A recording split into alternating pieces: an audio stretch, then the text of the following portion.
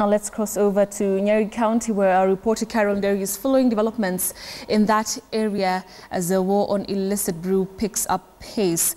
Carol Nyeri, thank you very much for joining us this afternoon on News Desk. Maybe you can bring us up to speed with what's taking place in Othaya. Thank you, Betty. The Othaya Stadium is a buzz of activity right now as we speak.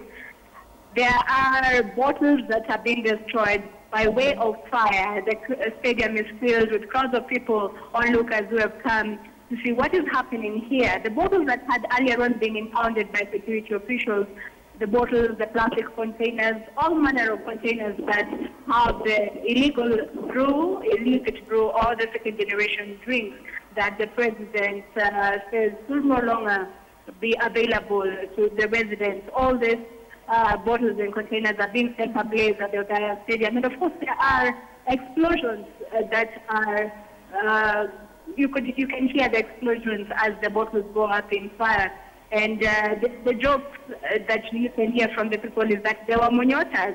Munyota is a local security term to refer to the drunkards as they come and witness the bottles going up in fire. They're saying the munyotas are wishing that this was not happening, but the truth is that the directive by President Uhuru Kenyatta has been taken seriously by members of parliament, because this exercise currently is being led by the area member of parliament, and that is Mary Wamboi here in Othaya constituency. And a similar exercise, Betty, will be happening shortly in Kieni constituency. Kieni is another constituency, one of the 6 constituencies in Nyeri County, and the operation will be led by the area member of parliament, that is Kanini Kenya Betty.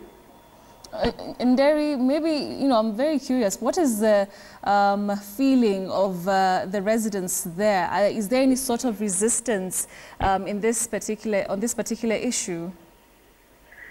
Yes, Betty, we would not say there's resistance, apart from the jokes that the Wamunyotas have said is a local term to refer to the drunkards. They are saying that they are not amused that their bottles of alcohol are going up in fire or are being destroyed in one way or the other. We have even seen women ululating and singing, rejoicing, because for a long time this problem has been perennial in central Kenya. That's why President Uhuru Kenyatta saw it fit to begin with the central region that has this great problem of alcoholism. So no resistance. In fact, people are celebrating and urging security officials to continue with this exercise.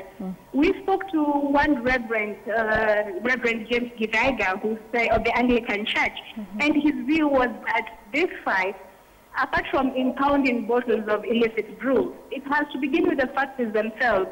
The factories where this alcohol, this second generation brew is being manufactured from, without going to the sources, to the factories themselves. Then this is a war that will not be won. And of course, it has to extend beyond the 4 days that the president, spoke about, the 4 days starting today, and the reports to be tabled to him on Tuesday. It has to continue beyond the 4 days. Betty. Carol, maybe finally, you've touched on that ultimatum by President Uhuru Kenyatta. Do you see this actually bearing any fruit, that by Tuesday next week, this whole menace will be, controlled in terms of, this crackdown that we're seeing in places like where you are in Othaya?